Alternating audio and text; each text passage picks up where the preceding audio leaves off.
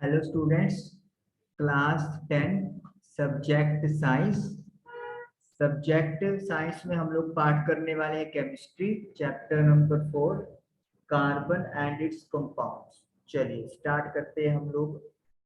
तो हम लोगों ने कार्बन की हम लोगों ने आयनिक बॉन्ड्स के बारे में पढ़ा, कोवलेंट बॉन्ड्स के बारे में पढ़ा, किस तरीके से शेयरिंग हो रही है उसके बारे में पढ़ा। आज हम लोग करने वाले हैं नेक्स्ट, जिसमें आपका इंक्लूड करेंगे हम लोग first term, that is hydrocarbon. What are hydrocarbons? जैसे आप लोग इनके नाम से गैस कर सकते हो, हाइड्रो मतलब हाइड्रोजन और कार्बन मतलब कार्बन। तो हाइड्रोजन और कार्बन से मिलकर बनने वाले कंपाउंड्स को वी कॉल हाइड्रोकार्बन्स। यानी कि ऐसे कंपाउंड जिसमें सिर्फ दो ही एलिमेंट हो, एक हाइड्रोजन और सेकंड इज कार्बन, उनको हम लोग हाइड्रोकार्बन बोलते हैं।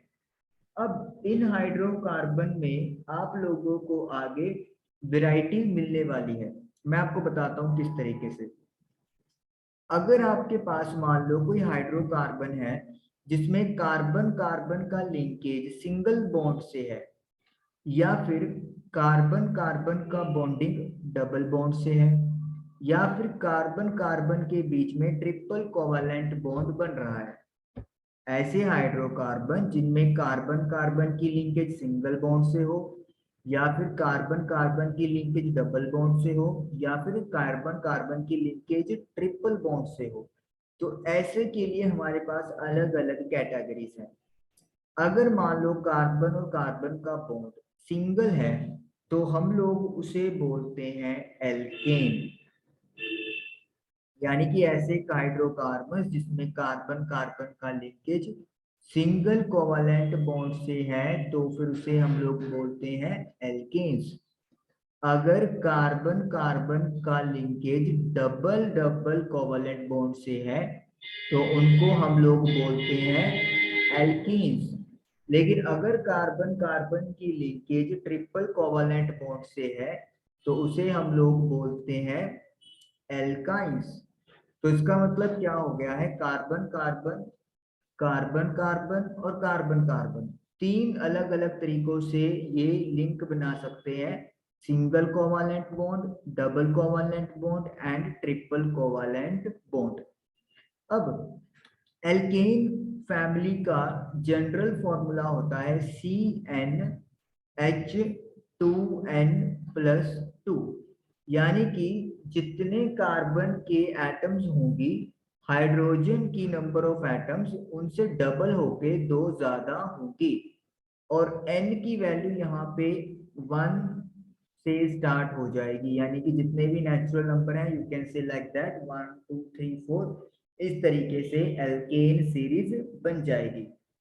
उसके बाद एल्कीन, एल्कीन का जो फॉर्मूला है वो रहेगा CnH2n, जिसमें हाइड्रोजन की एटम्स कार्बन से डबल होगी, और यहाँ पे जो n की नंबरिंग है वो 2 से स्टार्ट हो जाएगी, यानी 2 3 4 लाइक दैट।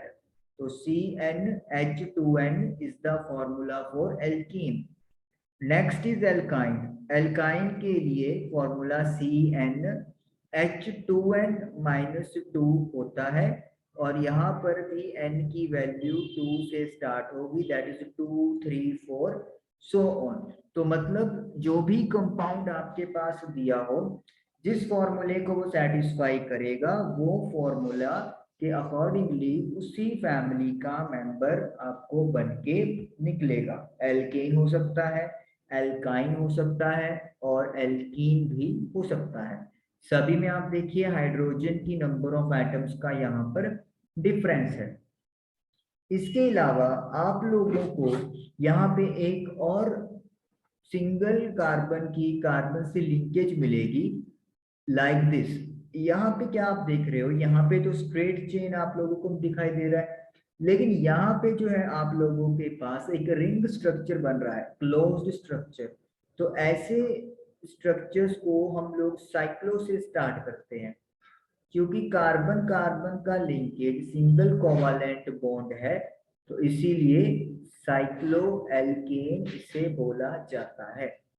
साइक्लो क्यों बोला गया है? क्योंकि ये एक साइकिल यानी कि गोल रिंग की शेप है। गोल तो नहीं, मतलब रिंग का मतलब क्या है? क्लोज्ड स्ट्रक्चर है।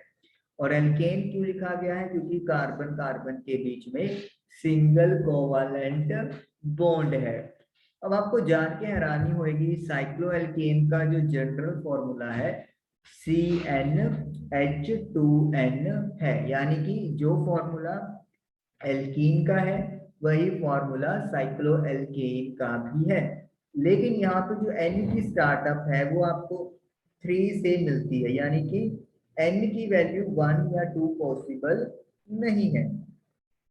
तो इस तरीके से इन 4 चीजों के बारे में आप लोगों को बहुत अच्छे से नॉलेज होना चाहिए। कार्बन कार्बन का बॉन्डेज सिंगल, डबल, ट्रिपल 3 तरीकों से पॉसिबल हो सकता है। उसके बाद जो नेक्स्ट आप लोगों को पता होना चाहिए, अब अगर आपके पास किसी कंपाउंड में एक कार्बन है, कार्बन की एटम्स एक है, तो फिर उसे आप लोग स्टार्ट करते हो मिथ से। कहां से उसका है? उसका मतलब उसके नेम में आप लोग मिथ यूज करोगे। अगर मान लो किसी कंपाउंड में 2 कार्बन है, तो आप उसके लिए क्या यूज करोगे? इथ, ETH। 3 कार्बन एटम्स के लिए यू विल यूज प्रोप। अगर कार्बन की 4 एटम्स हैं तो इसके लिए you have to use but. Carbon की 5 एटम्स के लिए you have to use pent. Carbon की 6 एटम्स के लिए you have to use hex. तो इस तरीके से आप लोगों को ये याद रखना जरूरी है। इसके अलावा आप लोग 7 और 8 भी याद कर सकते हैं। हालांकि आपकी एनसीईआरटी में 6 तक ही है, तो hept for 7 atoms of carbon and oct for 8 carbon atoms. तो ये चीज आप लोगों को पता होनी चाहिए कि 1 में मिथ है, 2 में इथ है, 3 में prop, but, pent, hex, hept और ऑक्ट। अब देखिए, अगर मैं यहाँ पे एल्केन सीरीज की बात करता हूँ, मतलब कार्बन कार्बन के बीच में सिंगल बॉन्ड है, तो आपके पास जितने कार्बन एटम्स होंगे, जैसे 3 हैं तो प्रोप यूज करेंगे आप लोग। प्रोप के बाद आप उसके अंदर एंडिंग कर देंगे एन से, यानी कि एल्केन का एन उठा देना है और उसका नाम कंप्लीट हो जाएगा। जैसे methane, ethane, propane, butane, pentane, hexane, heptane, octane, मतलब जो भी है आपके पास। सिंपली देखिए पहले कितने कार्बन एटम्स हैं और फिर उसके साथ एन लगा दो। और याद रखिए हम लोग स्ट्रेट चेन की बात अभी कर रहे हैं। उसके बाद है आपके पास एल्कीन। बड़ा आसान है, जब आपको कार्बन कार्बन के बीच में डबल बॉन्ड दिख जाए तो करना कुछ नहीं है। नंबर ऑफ कार्बन एटम्स देखिए कितने हैं, सपोज करें 5 है, पेंट, तो पेंट लिख दें। डबल बॉन्ड है तो इसीलिए ENE यानी कि पेंटीन बन जाएगा। Ethene, propene, butene, pentene, hexene, heptene, इस तरीके से। मैंने मिथीन नहीं बोला, वाई? क्योंकि हम लोगों ने एल्कीन का जो जनरल फॉर्मूला लिखा था वहां पे N की वैल्यू 2 से स्टार्ट की थी। N1 के लिए एप्लीकेबल ही नहीं है, क्योंकि कार्बन अकेला किसके साथ डबल बॉन्ड बनाएगा? जब कार्बन अकेला है तो वो डबल बॉन्ड दूसरे कार्बन के साथ बना ही नहीं सकता, क्योंकि कार्बन ही एक है। तो इसीलिए मिथीन एग्जिस्ट नहीं करता। उसी तरीके से एल्काइन है। एल्काइन के लिए भी क्या है? कार्बन कार्बन के पास ट्रिपल कोवालेंट बॉन्ड है। अब ethyne, propyne, butyne, pentyne, hexyne, heptyne, मतलब जो भी आपके पास है, सपोज करो C4 वाला है, ब्यूट लिख दिया आपने और लास्ट में उसका फिनिश कर दिया YNE आइन से, और इस तरीके से आपके पास एल्काइन का भी नाम हो जाता है। हमारे पास बहुत ही इजी वन वाले आएंगे, ज्यादा टफ वाले नहीं आएंगे आप लोगों को, क्योंकि नॉमेनक्लेचर एक बहुत बड़ा टॉपिक है। लेकिन आपको ये सिंपल बातें जो है वो क्लियर होनी चाहिए। उसके बाद आता है मेरे पास साइक्लो का, साइक्लोएल्केन। उसका भी नामकरण करना बहुत आसान है। कैसे? साइक्लोएल्केन, मान लें हमने 3 कार्बन्स को लेकर एक रिंग बना दी। 1 और 2 के साथ तो रिंग बना ही नहीं सकते आप लोग, तो यानी कि हमें 3 के साथ रिंग बनानी पड़ेगी मिनिमम। तो साइक्लो तो आपको लिखना ही लिखना है। एल्केन मतलब सिंगल बॉन्ड है। मान लो मैंने C3 की बात कर ली, तो कितने कार्बन है? 3। 3 में क्या शब्द यूज होता है? प्रोप। तो एल्केन के अकॉर्डिंगली प्रोप लगा के एन लगा देना है, तो यानी कि क्या नाम बन गया? साइक्लोप्रोपेन। इसी तरीके से अगर ब्यूटेन की बात करें, जहाँ पे कार्बन 4 है, साइक्लो तो लिखना ही पड़ेगा, 4 कार्बन के लिए ब्यूट लगाना पड़ेगा, क्योंकि सिंगल सिंगल बॉन्ड है तो ब्यूटेन बन गया। जैसे मैं बोल रहा हूँ कि साइक्लोएल्कीन है आपके पास, साइक्लोएल्कीन आपके पास सिलेबस में नहीं है, तो आपको सिर्फ साइक्लोएल्केन वाले ही आ सकते हैं। एक डबल बॉन्डेड रिंग में जरूर है, वो एक स्पेसिफिक कंपाउंड है बेंजीन, लेकिन सिर्फ वो एक ही कंपाउंड है, उसकी भी हम लोग डिस्कशन करेंगे। आपके पास जो 2 स्ट्रक्चर बुक में दिए हुए हैं, एक स्ट्रक्चर तो दिया हुआ है साइक्लोपेंटेन का, और एक स्ट्रक्चर दिया हुआ है साइक्लोहेक्सेन का। मतलब इनके बारे में आपको क्वेश्चन भी की हुई है और बताया भी हुआ है, तो ये आपसे पूछे जा सकते हैं। सबसे पहले तो हम लोग साइक्लोपेंटेन का फॉर्मूला लिखेंगे। साइक्लोएल्केन का फॉर्मूला क्या था? CnH2n, और n की वैल्यू 3 से स्टार्ट हो रही थी। अब पेंट का मतलब 5 है, तो यानी कि कार्बन के 5 है, तो हाइड्रोजन ऑटोमेटिकली कितने हो गए? 2 मल्टीप्लाई बाई 5, 10। यानी कि मुझे 5 कार्बन रिंग में कनेक्ट करने हैं। तो 1 2 3 4 5। तो इस तरीके से आप देख सकते हो कि हमारे पास 5 कार्बन जो है वो रिंग में कनेक्ट हो गए हैं पेंटागन शेप में। अब हर कार्बन को 4 अपने वैलेंस इलेक्ट्रॉन शेयर करने हैं, लेकिन यहाँ पे हम लोग क्या देख रहे हैं? हर कार्बन एटम सिर्फ 2 एटम्स हैं या 2 इलेक्ट्रॉन्स हैं जिनको वो शेयर कर पा रहे हैं। तो इसका मतलब क्या हो गया कि अभी 2 वैलेंस इलेक्ट्रॉन कार्बन के शेयरिंग में नहीं है। तो फिर इसके लिए आपको क्या करना पड़ेगा? ऑब्वियसली है, यहाँ पे जो हाइड्रोजन की एटम्स दिख रही हैं, कितनी हाइड्रोजन की एटम्स है आपके पास? 10। तो हर कार्बन के साथ 2 हाइड्रोजन की एटम्स को अटैच कर दें। तो इस तरीके से आप लोग क्या देख रहे हैं? हाइड्रोजन की 2 एटम्स लगाने से जो कार्बन है उनका ऑक्टेट कंप्लीट हो रहा है, और साथ में हाइड्रोजन भी अपना ड्यूप्लेट कंप्लीट कर पा रहे हैं।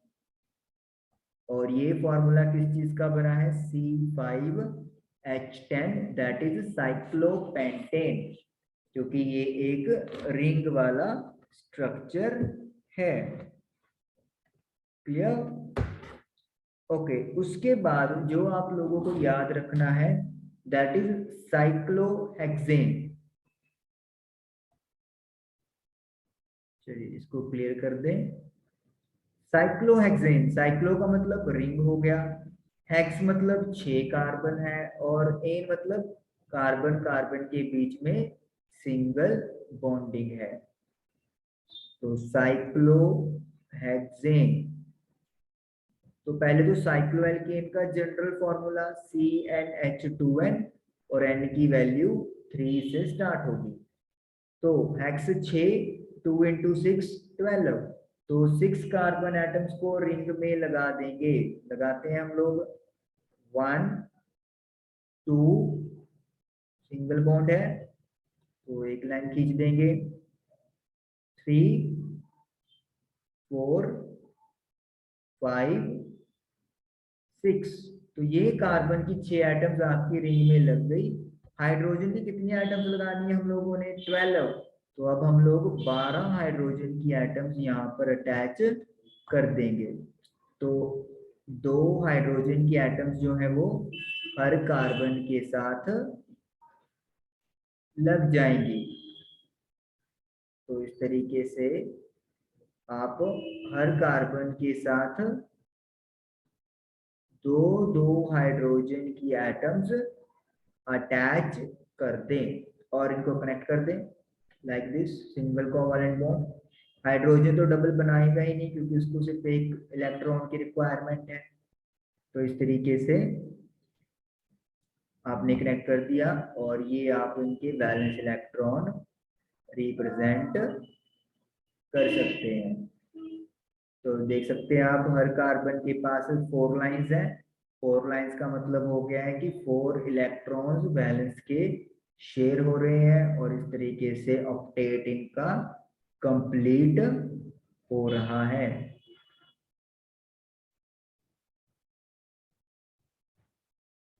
तो C6H12 और ये स्ट्रक्चर आपका बन गया साइक्लोहेक्सेन का।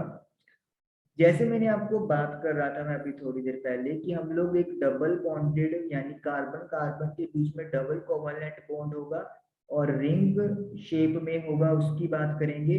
तो उसके बारे में अब जिक्र करने का टाइम आ गया है। वो हमारे पास स्पेशल स्ट्रक्चर है, उसका नाम है बेंजीन। Yes, benzene. और इसका फॉर्मूला है C6H6। अब आप सोच रहे हो कि हमारे पास तो ऐसा कोई फॉर्मूला नहीं आया जिसमें कार्बन और हाइड्रोजन की नंबरिंग सेम हो। तो ये जितने भी आप लोगों के सिलेबस में हैं या जो अभी आपने पढ़े हैं उनके साथ किसी के साथ कोई इसमें नहीं फॉर्मूला फिट बैठेगा।